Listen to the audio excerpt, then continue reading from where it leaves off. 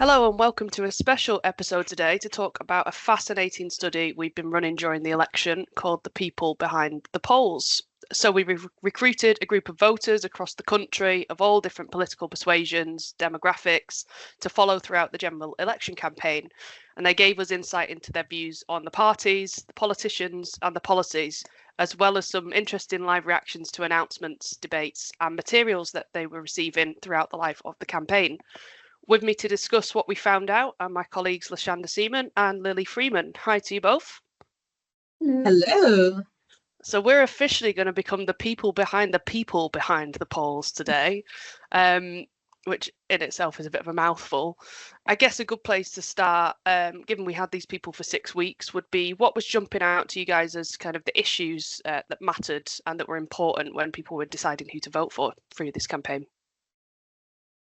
I guess from my point of view, just looking at the videos that came in, people were talking about a lot of the local issues, the things that they saw every single day, the little niggles that they had to deal with. So that if it's the waiting list of I'm having to sit for a GP or I'm waiting for a surgery, education, kids in schools not having teachers, or, just struggling with those everyday issues that sometimes we take for granted, but they're expecting their new government coming in to actually have to deal with. Yeah, and also building on that, immigration as well, which some people actually really did see as an everyday issue that was coming into their local area and their different lives. Maybe a change in ethnic makeup in their area, and sort of shops or anything catering for them. We had one participant who lived next to a refugee processing centre and was upset about how long, having spoken to some of those people, how long it took for people's claims to be processed. So yeah, I agree. They're the two big things. I think it was fascinating as well how kind of intertwined some of these issues were. I mean, in a lot of the political work that we do, we separate these things out and we talk about them separately. But public services as a whole for people were talked about kind of holistically, I think, weren't they? So people that were having issues with, as you said, waiting lists or access to education were thinking about the economic issues or the impacts of immigration on those things. So I found it fascinating how, even though we tried to separate them out into different tasks, certain issues that were those core ones that we've talked about were cropping up week after week, regardless of the topics that we were talking about, weren't they? Yeah, I think that's the joy of Qual. Sometimes it's like, okay, let's try and write a discussion guide on one thing. But once you get immersed in somebody's life, and having them reflect on certain things, you realize how connected everything is. All of us as humans, none of us deal with things in isolation. And that's exactly what we saw with doing the research. And that's exactly what they're expecting from a new government coming in as well. They want someone who's going to not just touch one touch point, but to actually come in and deal with all of these things that are cropping up, that they've been dealing with for a long time, most of them. And I think it was also fascinating the issues that our voters cared about that they didn't think were touched upon as much as they would have liked or weren't necessarily the focus of the campaign. I mean, over 6 weeks, there's only so many policies that can be announced, only so many things that can be debated, although there were a serious number of debates to talk about these things. But there were specific things that cropped up as well that people would have liked to have heard more about, I think, weren't there? Yeah, I don't know. I guess one thing that cropped up was we had an older participant who was in Wales, and for her, it was the environment. She's like, I'm not hearing anything about the environment. Where she lives, she felt like she's actually seeing the impact of the environment. She's not seeing these policies. And she's like, this is the future. We're all going to be impacted by these changes from climate change, and nothing's happening. There wasn't any mention of this in the debate. She's not seeing it in the manifestos that are coming out. And that's where she wants to see change. A lot of these participants had these little niggles that, they wanted to see someone speak about. I don't know if you saw any, Lily, that you wanted to add on. Well, yeah, I think actually what really links this all is they kept saying, yeah, but they're saying this. Do we believe it? We need some more facts. And I think that really goes to just how much people are sort of should have like a complete distrust of politics and politicians at the moment. I think that really came through. Like sometimes people didn't feel like they had enough information about specific things, and a lot of that is around the like £2,000 tax thing and all the rest of it, and some people believed it, some wanted to back it up, but it all felt that it was because actually they had felt let down and they didn't really believe that anyone possibly could do it.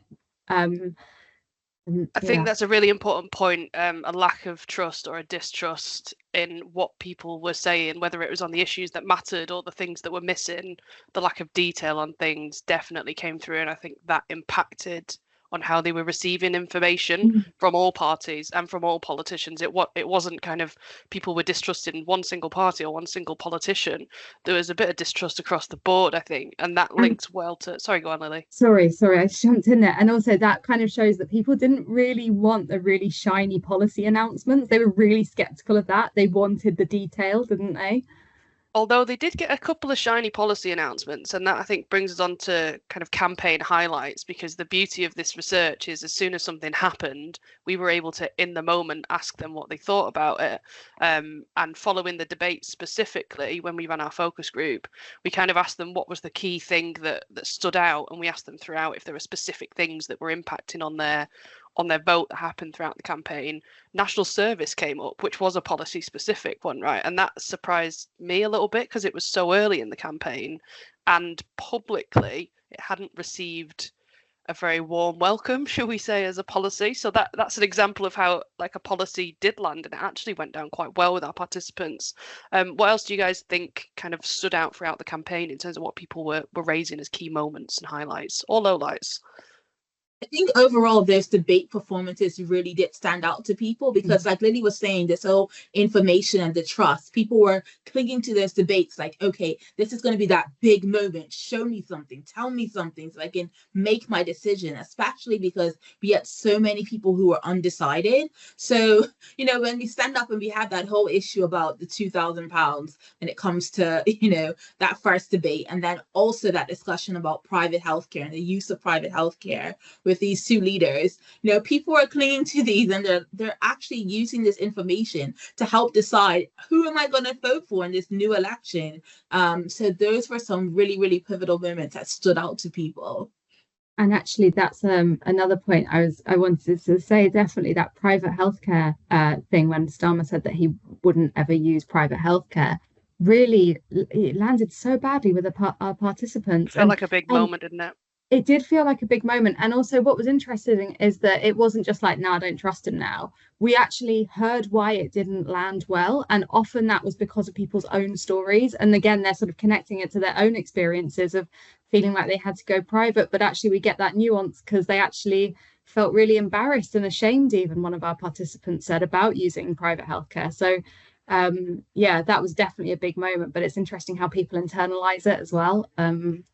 That was a fascinating part of it, I think, because we saw that particular moment in the campaign where Starmer said he wouldn't use private healthcare got picked up on in the media. There was a lot of discussion about it afterwards, and I was surprised our participants picked up on it in the way that they did. But because of this type of research, they were able to explain why. And one of the things that did surprise me in this research was the sheer number of people in our group who had that personal experience and had to make that choice, and that's why they were then kind of making a judgment on the decision that Starmer said he would or would not make. And I maybe didn't appreciate that quite so many people were going to have that personal experience to be able to link it to it.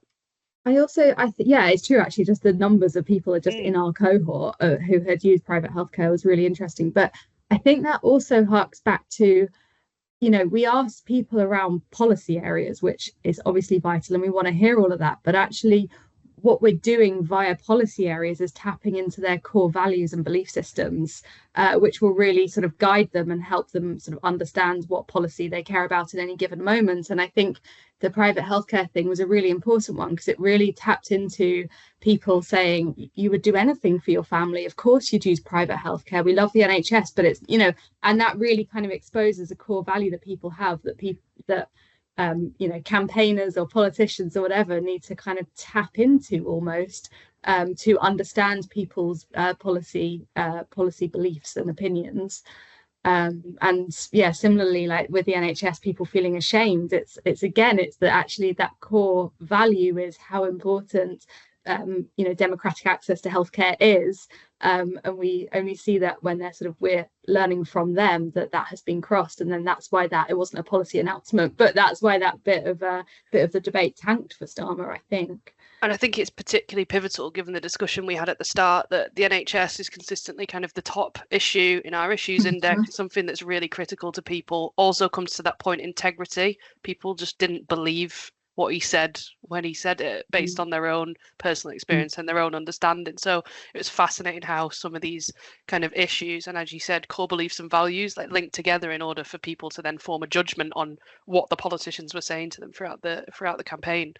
I guess just before you go on, Holly, just what you mentioned just now, our issues index, us being able to talk to people, that connection is what we've been able to like string together this whole time. Because, you know, we've got all this we've been doing all this polling the entire time, but being able to actually match that together and have that understanding of why people are saying this, you know, how has this actually changed throughout the campaign has been really, really interesting for us, I think. And actually being able to talk about that as well throughout the politics team and being able to play that back. I know you've been able to talk to some of your other colleagues throughout the politics team and say, this is what we're hearing. And actually just being able to have that conversation throughout Ipsos, throughout actually understanding what else is going on throughout the different pieces of the politics work that we're doing. It's been really, really great, I think, throughout this campaign. It has, and one of the key things that was coming out through our polling were the number of people that were undecided or were telling us that they might change their mind.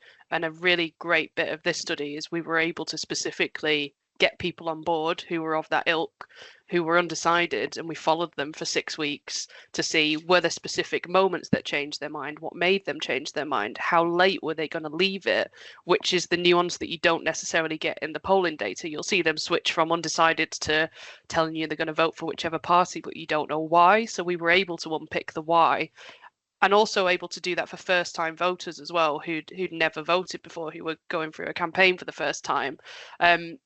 I thought following the journey of the undecideds throughout the 6 weeks was fascinating, because there are certain points that land for a campaign where you think that they're going to change their mind or this is going to have an impact. Sometimes it does, sometimes it doesn't. How did you guys find kind of tracking the journeys of those people who were on the fence, some of whom like right up until the last minute?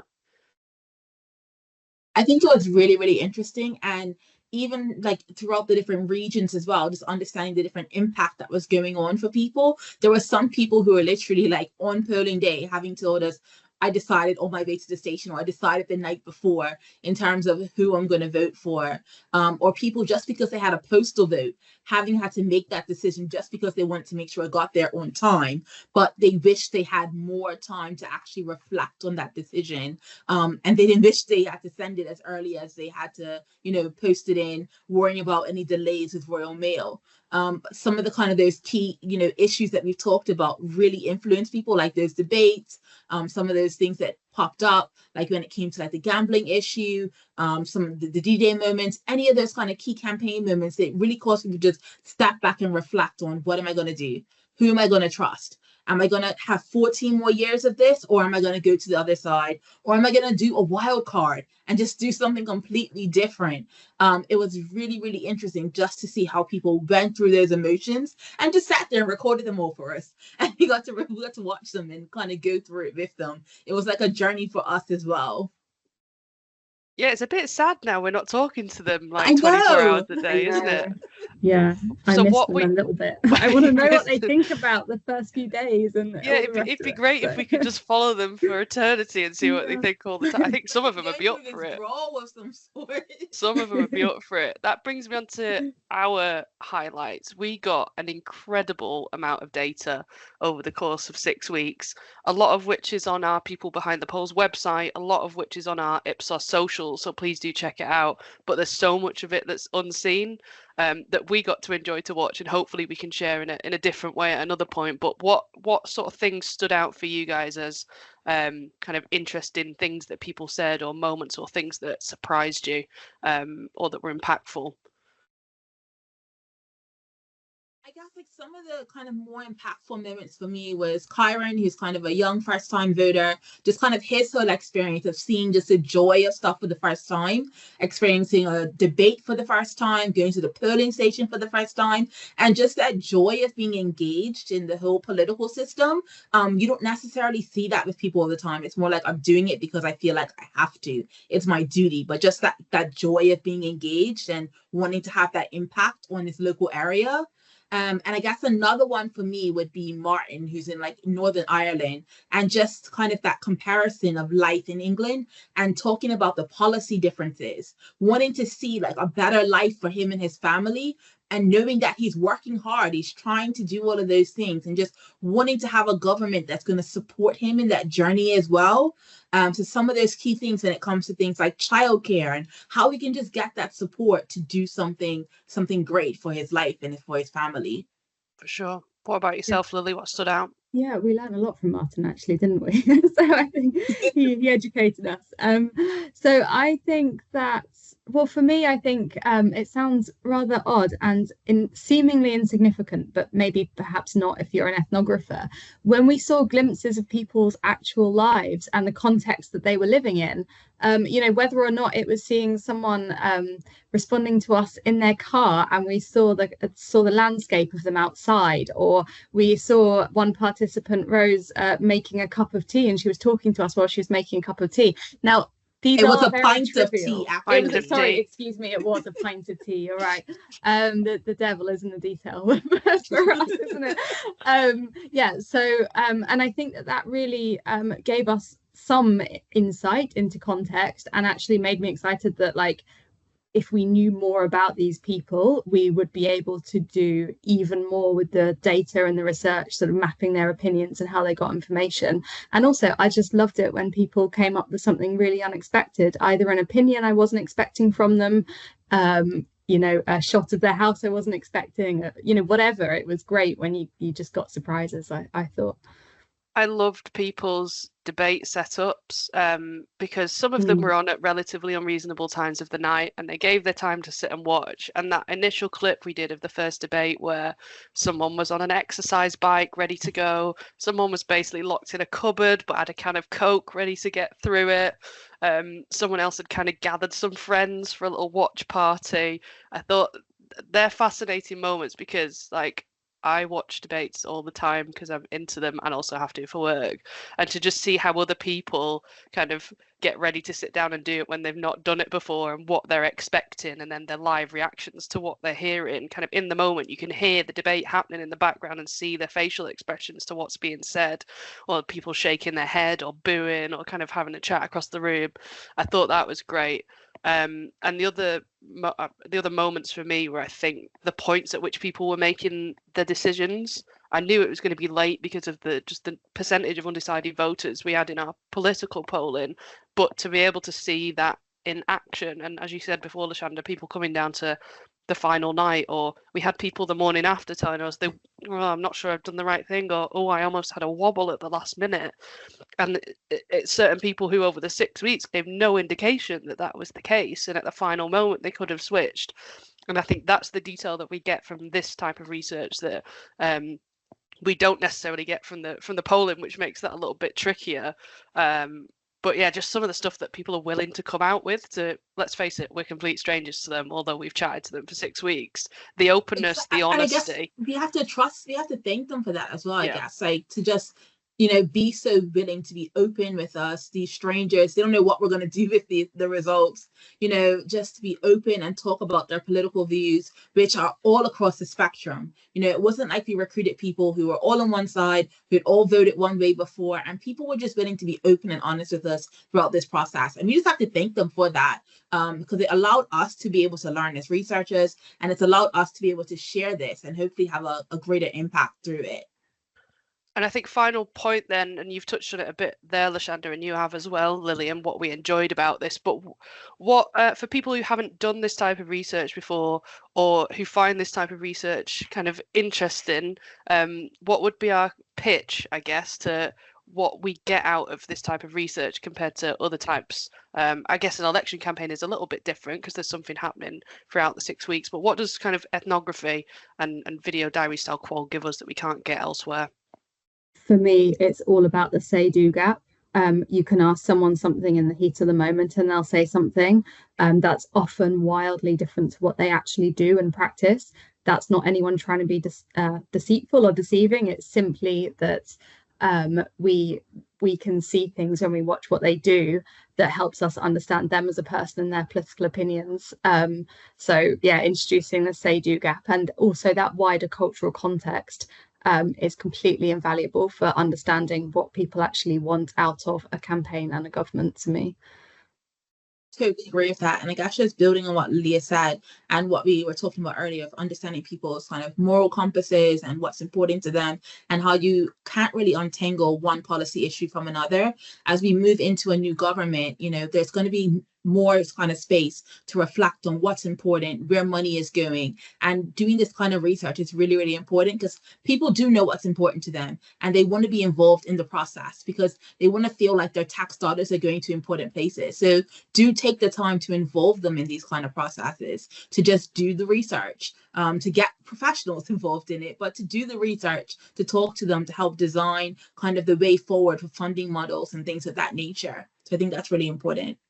And I think this research shows us that if you ask people the questions, they're willing to give you the answers open and honestly. Whether you want to hear them or not, whether they surprise you or not, they sure as hell tell you what they think. Thanks both of you for joining me to have that discussion today. I'm quite sad this project is over, and I hope we can kind of bring the people behind the polls back to life at some point or in some way, shape or form. But in the meantime, yeah, it's been a pleasure to run the project, a pleasure to chat to you both. And do check out the People Behind the Polls website on the Ipsos mini site if you get the chance for all of the content that we produced over the election campaign.